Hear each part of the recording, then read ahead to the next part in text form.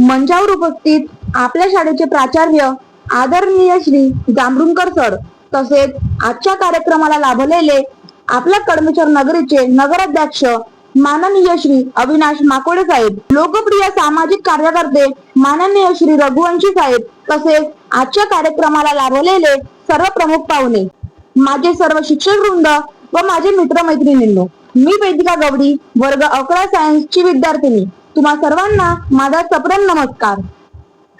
इतरांच्या सुख दुःखात सदैव सर्वांच्या सोबत राहतात त्या म्हणजे आपल्या आदरणीय पौर्णिमा मेश्राम मॅडम. आज त्यांचा निरोप समारंभ. सहवास सुटला म्हणून सोबत कधी सुटत नाही, सहवास सुटला म्हणून सोबत कधी सुटत नाही, आणि नुसता निरोप दिल्याने नाती कधी संपत नाही, नाती कधी संपत नाही. मित्रांनो, मेश्राम मॅडमने आपल्या शाळेसाठी काय काय नाही केले. त्यांनी आपल्या शाळेला सायन्स पार्क मिळवून दिलेला आहे, आणि तो सायन्स पार्क आपल्या पीएमसी शाळेमधून नागपूर जिल्ह्यामध्ये पहिल्या नंबरचा पार्क आहे, आणि यामध्ये मेश्राम मॅडमचा मोलाचा वाटा आहे. मनाने दिलदार, वागण्याने रुबाबदार, मनाने दिलदार, वागण्याने रुबाबदार, कामात खबरदार आणि कर्तृत्व शानदार, कर्तृत्व शानदार.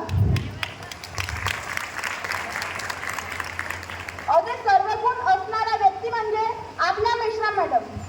टीचर, तुमच्याबद्दल बोलताना खरं तर शब्द अपुरे पडत आहे, कारण तुमचे कार्य हे तुमच्या सहवासामध्ये राहिल्याशिवाय, अनुभवल्याशिवाय समजणे कठीणच आहे. मॅडमने आपल्या शाळेचे नाव खूप मोठे केलेले आहे, त्याबरोबरच आपल्या कडमेश्वरचे नाव सुद्धा मोठे केलेले आहे. मॅडमने आपल्या शाळेला पीएम श्री हा दर्जा प्राप्त करून दिलेला आहे. मेश्राम मॅडमनी आपल्याला कधीही कुठेही काही कमी पडू दिलेलं नाही. जिथं कमी तिथं मी, जिथं कमी तिथं मी, या उक्तीप्रमाणे मेश्राम मॅडमनी विद्यार्थ्यांना आणि शिक्षकांना वेळोवेळी मार्गदर्शन करून त्यांच्या पाठीशी उभ्या राहिल्या. काही माणसं ही वादळी असतात, काही माणसं ही वादळी असतात, तर काही माणसं ही वादळ निर्माण करतात, तर काही माणसं इतरांवर आलेली वादळे स्वतःच्या अंगावर घेऊन जेलतात, स्वतःच्या अंगावर घेऊन जेलतात.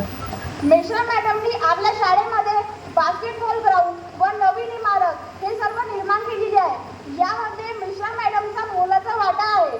आपल्या शाळेमध्ये विविध सुविधा राबवताना मेश्राम मॅडमनी वेळ काळ पाहिलेला नाहीये.